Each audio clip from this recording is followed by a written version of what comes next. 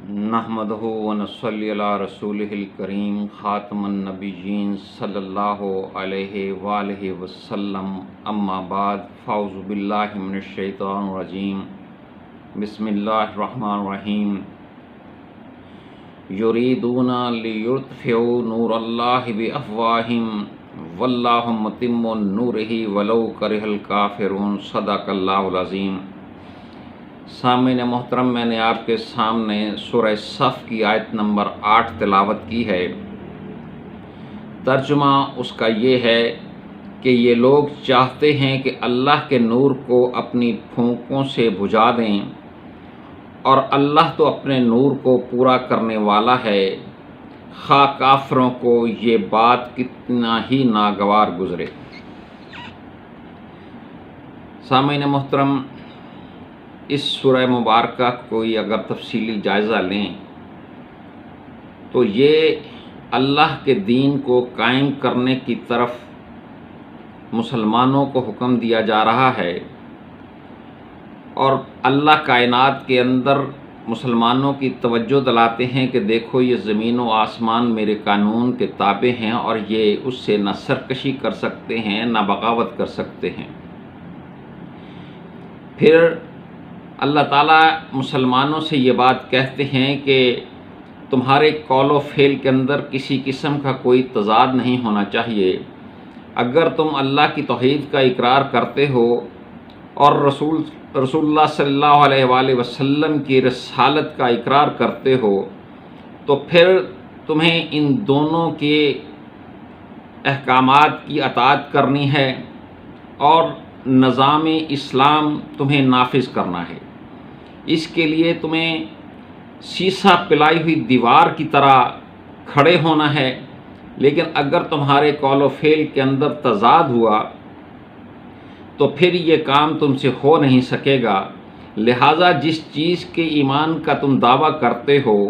اللہ اور اس کے رسول کے اوپر ایمان کا دعویٰ کرتے ہو،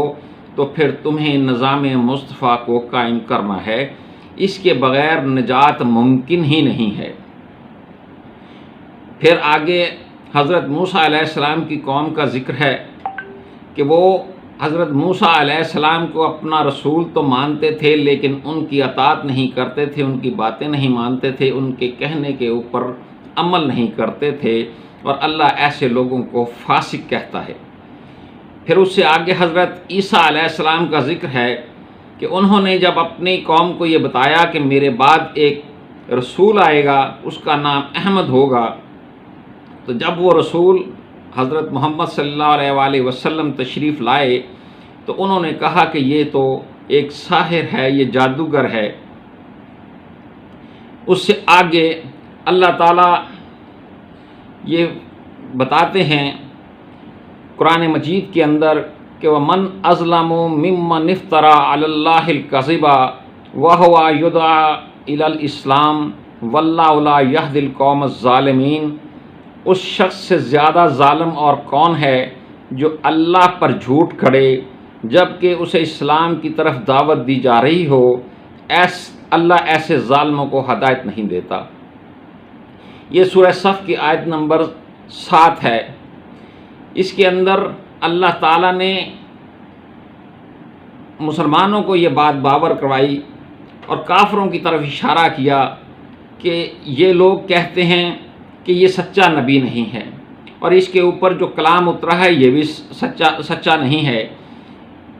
یہ اللہ کے اوپر جھوٹ باندھتے ہیں کہ اللہ کے سچے نبی کو جھٹلا رہے ہیں، اس کی تعلیمات کو جھٹلا رہے ہیں، اور اس کے لائے ہوئے نظام کو جو وہ نظام نافذ کرنا چاہتا ہے اس سے کنی کترا رہے ہیں، جبکہ میرا پیغمبر آخری پیغمبر یہ انہیں اس بات کی دعوت دے رہا ہے کہ میں اسلام کی طرف آ جاؤں۔ اسلام کیا ہے؟ اسلام ایک نظام زندگی ہے جو اللہ کے قوانین کے اوپر استوار کیا جاتا ہے، اللہ کے قوانین کے مطابق قائم کیا جاتا ہے۔ اس معاشرے کو، اس سارے ماحول کو اسلام کہتے ہیں۔ اس لیے مسلمانوں کے اوپر بھی یہ بات فرض ہے کہ وہ اسلام کو اپنا دین بنائیں، دین کو اسلام کی صورت میں ڈھال دیں، اور نظام مصطفیٰ، نظام حکومت نظام اسلام، اللہ کی حکومت کو قائم کریں۔ اگر وہ لوگ یہ ایسا نہیں کرتے، خواہ وہ مسلمان ہوں یا کافر ہوں یا غیر مسلم ہوں، اگر وہ اللہ کے دین کو نافذ نہیں کرتے تو اللہ تعالیٰ کہتا ہے کہ یہ لوگ ظالم ہیں اور ظالموں کی جگہ جہنم ہے۔ میں بار بار اپنے درس قرآنوں کے اندر یہ بات کہہ رہا ہوں کہ جہاں پر اسلام نافذ نہیں ہے، جہاں پر دین حق نافذ نہیں ہے، وہاں پر نماز سے بھی اول ترجیح جو ہے وہ نظام اسلام کو نافذ کرنے کی ہے۔ اگر یہ کام نہیں کرتے تو پھر نمازیں بھی قبول نہیں ہو سکتی۔ پہلے دین اسلام کو قائم کرنا ہے اور اس کے بعد نمازیں ہیں، لیکن یہ چیز یاد رکھیے گا کہ میں نمازوں کے درجے کو کم نہیں کر رہا۔ یہ سارا دین جب قائم ہوگا تو اس کا جواب آپ جا کر اللہ کے سامنے نماز کے اندر ہی دیتے ہیں۔ جو شخص نماز ہی نہیں پڑھتا اس نے دین کیا قائم کرنا ہے۔ اس لیے اس سے آگے کی آیت جو ہمارے آج کے درس قرآن کی آیت ہے کہ یریدون لیطفئوا نور اللہ بافواہہم واللہ متم نورہ ولو کرہ الکافرون۔ اللہ کس چیز کو اپنا نور قرار دے رہا ہے؟ اللہ اپنے دین کو، اسلام کو اور اپنے نبی کی جد و جہد کو نور قرار دے رہا ہے کہ اللہ کہہ رہا ہے کہ یہ جو میرا نظام حکومت ہے، یہ نظام اسلام ہے، یہ نور ہے، تم اسے غالب آنے سے روک نہیں سکتے، تم اسے اپنی باتوں سے، اپنی پھونکوں سے بجھا نہیں سکتے، الٹی سیدھی باتیں کر کے، الٹے سیدھے دلائل دے کر، اپنے مفادات کو ترجیح دے کر تم اللہ کے دین کا راستہ روک نہیں سکتے۔ اللہ غالب ہے، اللہ زبردست ہے، اللہ قوی ہے، اللہ عزیز ہے، اللہ نے ہر صورت اپنے دین کو غالب کرنا ہے۔ تم اپنی باتوں سے، اپنی جھوٹی دلیلوں سے اللہ کے اسلام کو، اللہ کے دین کو روک نہیں سکتے۔ اور پھر اسی بات کو یہ سورہ یہ آیت نمبر 8 تھی جو میں نے آپ کے سامنے تلاوت کی، اس کی وضاحت اللہ تعالیٰ نے یہ بتا دیا کہ میرا نور کیا ہے اور میں نے اپنے آخری پیغمبر کو کس مقصد کے لیے بھیجا ہے۔ اس نے آیت نمبر 9 کے اندر یہ بتا دیا، وَالَّذِي أَرْسَلَ رَسُولَهُ بِالْهُدَى وَالدِّينِ الْحَقِّ لِيُظْهِرَهُ عَلَى الدِّينِ كُلِّهِ وَلَوْ كَرِهَ الْمُشْرِكُونَ۔ اللہ وہ ہے جس نے اپنے رسول کو ہدایت، قرآن اور دین حق، نظام اسلام دے کر بھیجا تاکہ اسے باقی ادیان کے اوپر غالب کر دے، اور خواہ مشرکوں کو یہ کتنا ہی ناگوار گزرے۔ یہ ہے وہ اللہ کا نور جس کا اللہ ذکر کر رہا ہے کہ تم اپنی پھونکوں سے، اپنی باتوں سے، اپنے جھوٹے دلائل سے نظام اسلام کو نافذ ہونے سے روک نہیں سکو گے۔ جو لوگ اللہ کے دین کو قائم کرنا، نظام اسلام کو قائم کرنے کی کوشش کر رہے ہیں، وہ اپنی جد و جہد کے اندر کامیاب ہیں۔ تم ان کا راستہ نہیں روک سکتے۔ جو لوگ اس راستے کے اندر جہاد کریں گے، ان کی زندگیوں کے اندر اگر اسلام نافذ نہ بھی ہوا تو اللہ کے سامنے سرخرو ہو جائیں گے۔ اور جن لوگوں نے اس کے راستے کے اندر رکاوٹیں کھڑی کیں، اس کا راستہ روکا، ووٹ دیا، حمایت کی، جلسے جلوس کیے اور اللہ کے نظام کو جھٹلا دیا، ان کی زندگی کے اندر نظام اسلام کو نافذ کرنے کے لیے کسی قسم کی جد و جہد کا کوئی نشان موجود نہ ہوا، تو اللہ تعالیٰ ایسے لوگوں کی کسی قسم کی کوئی عبادت قبول کرنے کے لیے تیار نہیں ہے۔ اور اس سے پہلے بھی میں آپ کو سورہ توبہ کی آیت نمبر 80 کا حوالہ دے چکا ہوں۔ ایسے لوگوں کے لیے تو شفاعت بھی قبول نہیں ہوتی، کیونکہ اللہ تعالیٰ نے سورہ مجادلہ کی آیت نمبر 21 کے اندر یہ بڑا واضح طور کے اوپر بتا دیا ہے کہ میرے نظام کو ہر صورت غالب آنا ہے، میرے رسولوں کی تعلیمات کو ہر صورت غالب آنا ہے، انہیں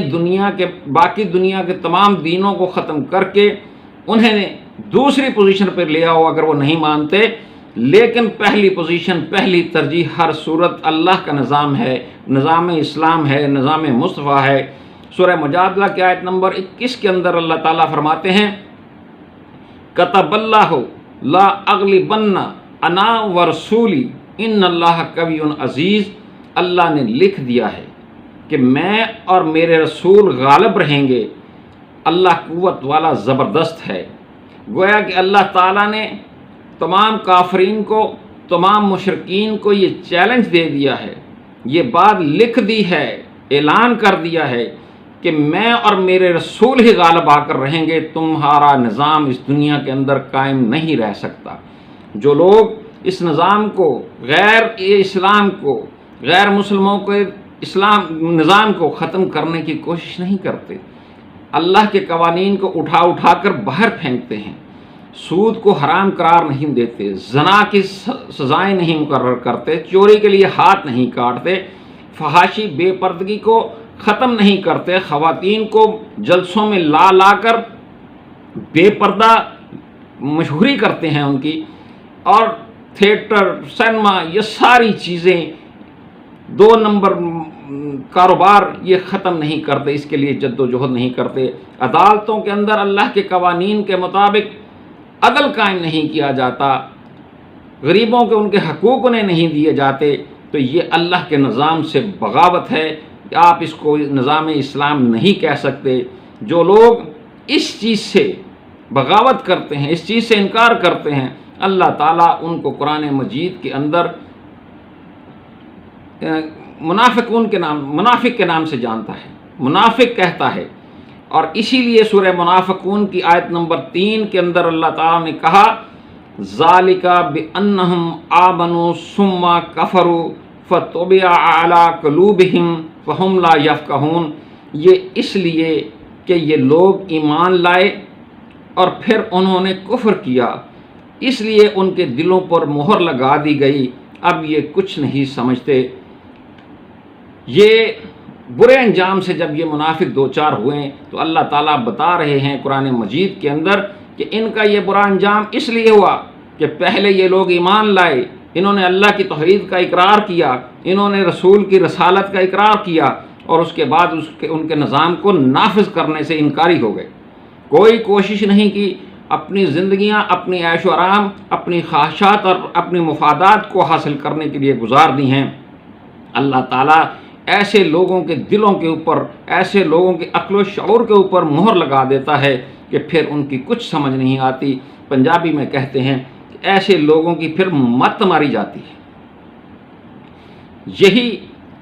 اللہ کے نظام کو نافذ کرنے کے لیے جو جد و جہد انسان دنیا کے اندر کرتا ہے، اس سے انسان کا نور پیدا ہوتا ہے، وہ نور جو قیامت والے دن مومنوں کے آگے آگے دائیں بائیں چلتا پھرتا نظر آئے گا اور انہیں صحیح راستہ بتا دے گا۔ یہی نور اس دنیا کے اندر بھی کام کرتا ہے۔ جب انسان اللہ کے نظام کو نافذ کرنے کے لیے کام کرتا ہے تو اسے ہر طرف روشنی نظر آتی ہے، اسے مسائل کا حل اللہ تعالیٰ سجھا دیتا ہے۔ قرآن مجید کے اندر ہر قسم کے مسئلے کا حل موجود ہے۔ آپ قرآن سے رجوع تو کریں، آپ سیرت النبی سے رجوع تو کریں، آپ کو ہر مسئلے کا حل مل جائے گا۔ یہی وہ نور ہے جس کا تذکرہ اللہ تعالیٰ فرما رہے ہیں کہ یہ لوگ میرے نور کو بجھانا چاہتے ہیں، اپنی جھوٹی باتوں سے میرے نور کا راستہ روکنا چاہتے ہیں۔ یہی بات سورہ تحریم کے اندر، سورہ تحریم کی آیت نمبر 8 کے اندر اللہ تعالیٰ فرماتے ہیں یوم لا یخزی اللہ النبی والذین آمنوا معہ نورہم یسعی بین ایدیہم وبایمانہم یقولون ربنا اتمم لنا نورنا واغفر لنا۔ اس دن اللہ اپنے نبی کو اور ان لوگوں کو جو اس کے ساتھ ایمان لائے ہیں رسوا نہ کرے گا،